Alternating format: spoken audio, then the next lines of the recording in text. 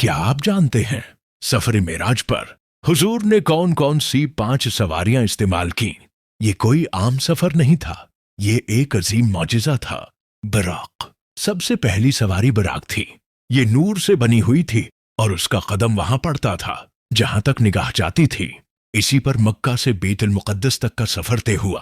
مسجد اقصی میں قیام، یہاں زمین کا سفر رک گیا اور آسمان کا دروازہ کھل گیا۔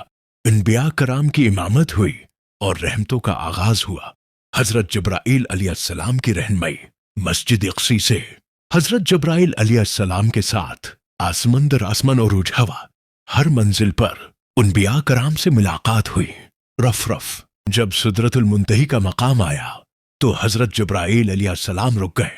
آگے رف تھا، ایک لہراتا ہوا نورانی فرش یا پردہ، جیسا کہ بعض روایات میں آتا ہے۔ اللہ کا قرب، آخری منزل وہ تھی جو لفظوں سے ماورا ہے، مثالوں سے بلند ہے۔ اللہ کا قرب حاصل ہوا اور امت کو نماز جیسا عظیم تحفہ عطا کیا گیا۔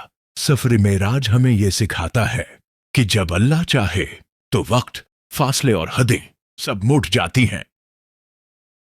اگر یہ بات آپ کے دل کو چھو گئی ہو تو ویڈیو کو پسند کریں، اسے دوسروں تک پہنچائیں، اور ایسی ہی نور سے بھرپور اسلامی کہانیوں کے لیے چینل کو فالو اور سبسکرائب ضرور کریں۔